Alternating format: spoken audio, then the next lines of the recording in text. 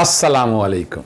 मोहम्मद अज़हर सिद्दीक अपने programme mess views के साथ हाजिर खिदमत है। 15 अप्रैल 2022 बरोज़ जुमा शाम 7 बजे आप ये प्रोग्राम देख रहे होंगे। एक तो पाकिस्तान तहरीक इंसाफ ने जनरल इलेक्शंस आम इंतखाबात का डिमांड कर दी है। 125 सीटें यहाँ पता चला है कि वो इस्तीफ़े दे बैठे हैं।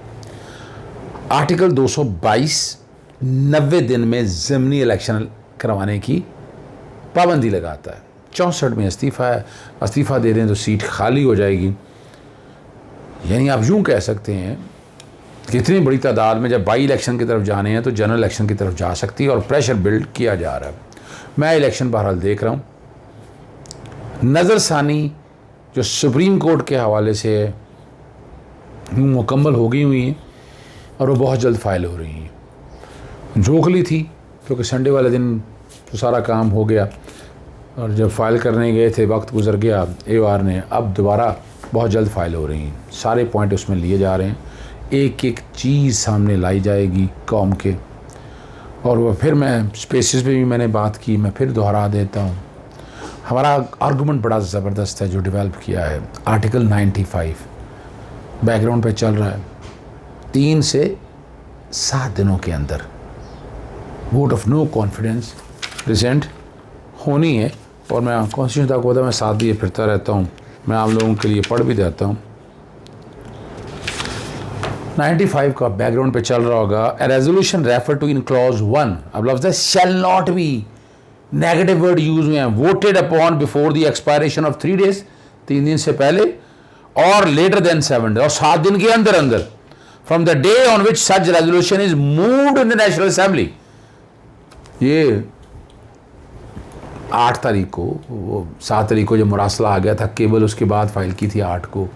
इन कौमी असम्बली का इजलास आज समन किया था और मेरा ओपिनियन बड़ा, मैं कहता रहा था असम्बली डिज़ोल्व करनी है, डिज़ोल्व कर दें। असम्बली का इजलास 25 को और ये रेजोल्यूशन 28 तारीख को रखी गई, तो 28 से पहले असम्बलियाँ डिज़ोल्व हो सकती थी।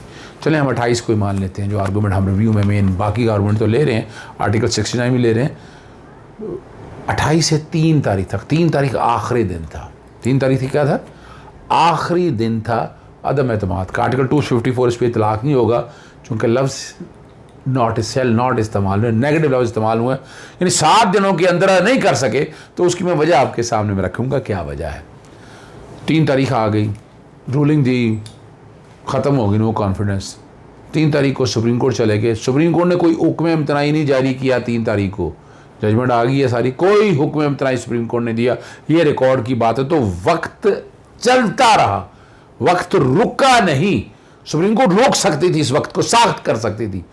तो 3 तारीख तो गुजर गई, तो 3 के बाद तो वोट फॉर नो कॉन्फिडेंस हो नहीं सकता था क्योंकि सुप्रीम कोर्ट ने 7 को फैसला दिया, 7 से सुप्रीम कोर्ट 3 को ले आई, यानी 7 से 3, और ये सुप्रीम कोर्ट नहीं कर सकती थी। अदालतें, मेरा अपना ओपिनियन है, वहाँ ले आए। और रात 12 बजे तक, वैसे वोटिंग 12 बजे के बाद हुई है, ये भी चैलेंज करने वाला मामला है। 12 बजे के बाद अगर फ़र्ज़ करें 3 को ले भी आए तो रात 12 बजे के बाद अबेट हो जानी थी प्रोसीडिंग। 12 बजे के बाद ही वोटिंग हुई है, चलो ना सही, वैसे तो 3 का जैसे मैंने बताया अल्टीमेटली क्या था, रात 12 बजे सुप्रीम कोर्ट बैठी। तौहीन अदालत तो भी हुई नहीं। तौहीन अदालत तब होनी थी जब अमल दरामद ना होता। अमल दरामद होता, अदालत बैठती, नोटिस देना था, जवाब आना था, फिर बातें आनी थी। इस्लामाबाद हाई कोर्ट बैठी, वो आपके सामने आ गई हैं। इलेक्शन कमीशन नाहली, इलेक्शन कमीशन कैसे नाहली फ़ौरन कर सकता? यूसुफ गिलानी का केस मेरा है और कितना वक्त लगा था उनको नाहल करवाने के लिए। पहले मैं आर्टिकल 63(2) के तहत स्पीकर के पीछे रहा, ऑर्डर पास किया, लेट, रिजेक्ट कर दी, और अल्टीमेटली सुप्रीम कोर्ट ने इस मैटर को टेकअप किया था। ठीक है ना जी? तो चीज़ ये जहन में रखिएगा। और मैं फिर बता दूं कि नो कॉन्फिडेंस अबेट हो चुकी है। ये रिव्यू में जब पॉइंट सामने आएगा, it carries weight and let's see क्या होता है उस दिन। और आर्टिकल 69 की एनफोर्समेंट जो है इस्लामाबाद हाई कोर्ट भी कर रही है और लाहौर हाई कोर्ट भी कर रही है।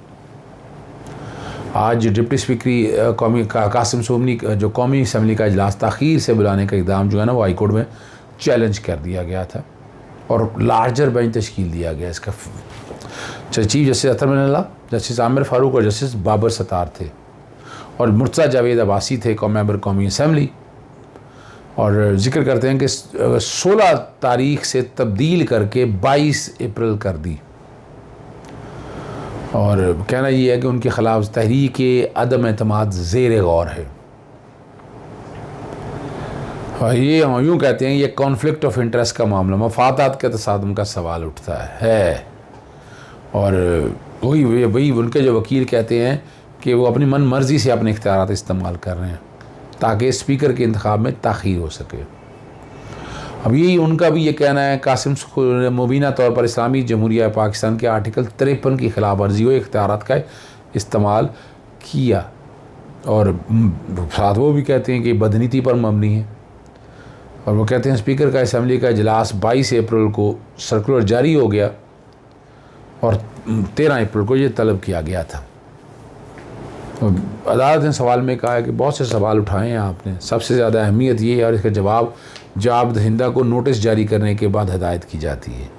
स्पीकर कौमी असम्बली की हदायत की गई वो तारीख से पहले पैरावाइज कमेंट्स जमा करा दें। रजिस्ट्रार ऑफिस को कहा है कि 22 अप्रैल के लिए तारीख इसकी मुकर्रर कर दे, इसका मतलब है तारीख हो गई, ठीक है नहीं। और अदालत के सामने जो कई सवाल आए, ये पूछे गए सवाल, एजेंडे पे क्या था, क्या हो रहा है, फिर अदालत ने कहा कि ये अदालत कौमी असम्बली के अंदर के मामलात हैं, इसमें अदालत क्या करे, ठीक है जी।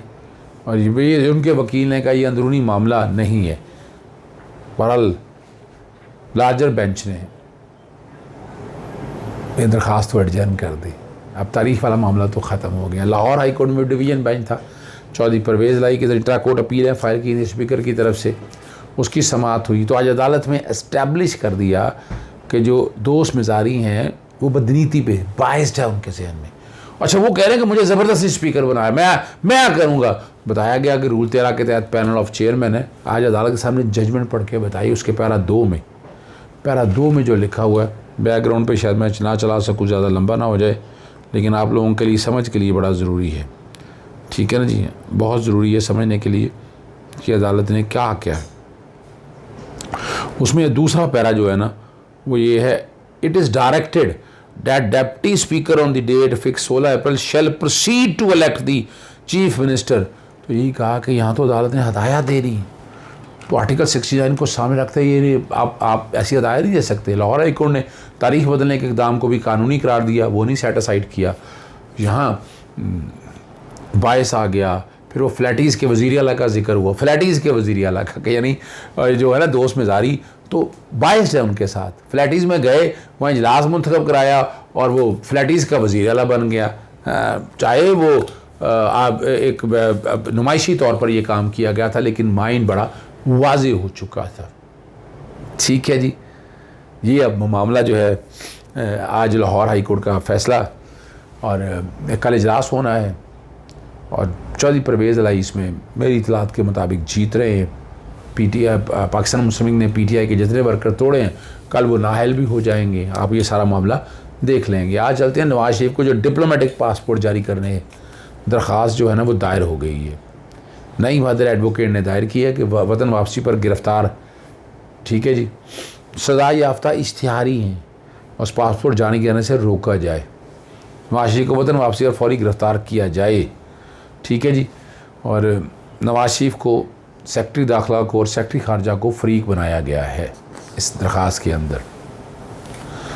और आप लोगों ने बड़े सवाल उठाए थे, मैंने आपको कहा था कि देखिए इख्तियार तो है आईडी कार्ड ब्लॉक करने का, पासपोर्ट रोकने का, और इश्तिहारी वो हैं, पाकिस्तान तो आते ही नहीं है वो लोग, तो यहीं से अंदाज़ा लगाएं कि किस तरह इस निज़ाम के साथ वो खिलवाड़ कर रहे हैं, और हमारा निज़ाम इस बात की इजाज़त देता है।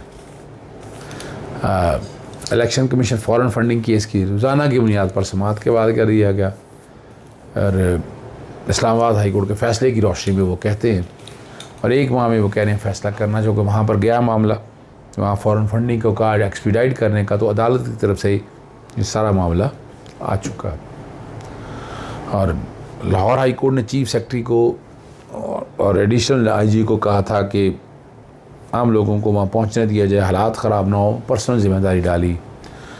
और वहाँ फिर जो है ना वज़ीर आला के इंतखाब के दौरान अमन व अमा बरकरार सूरत रखने के लिए उठाए गए इक़दाम में मौजूद हैं। सेशन असम्बली के दौरान पुलिस के हमरा पंजाब रेंजर के जवान भी ड्यूटी पर मौजूद होंगे। 500 मीटर तक 144 दफ़ा लगा दी गई है असम्बली के आसपास। सियासी जमात के वर्कर पंजाब असम्बली से 500 मीटर आधा किलोमीटर दूर रहेंगे। 4 से ज़्यादा इकट्ठे होने पर भी पाबंदी लगाई है। ठीक है जी।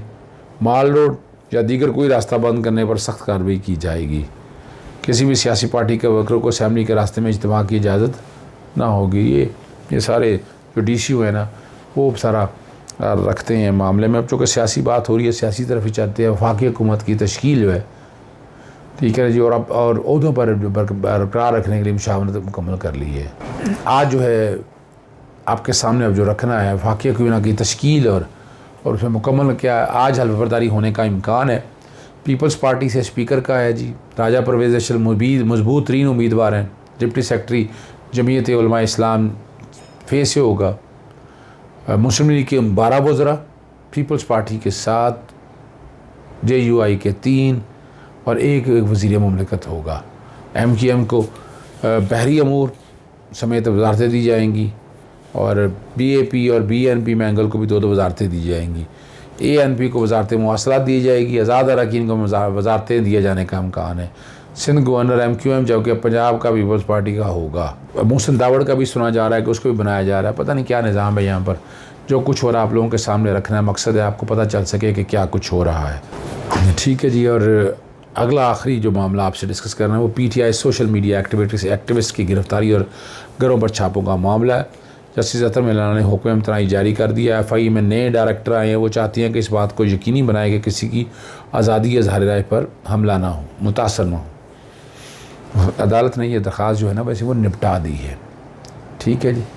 शहजाद सलीम जो DG नायब हैं शहजाद अकबर के साथ जो थे, और इसी तरह महकमा FI में भी एक ट्रैका बना हुआ था।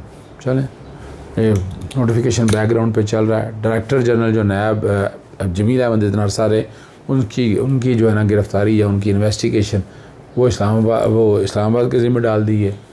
और जो बाकी है वो बाकी हम अपने अदालत के लोगों को कहते हैं या हमारे अपने दफ्तर के कहते हैं वो इस मामले को देख लें। लेकिन जमील अहमद को और दोनों को जो तकरीरें दी गई हैं उनका नोटिफिकेशन जारी हो चुका है। इजाज़त चाहता हूँ। अस्सलाम वालेकुम। अल्लाह हाफ़िज़। पाकिस्तान जिंदाबाद।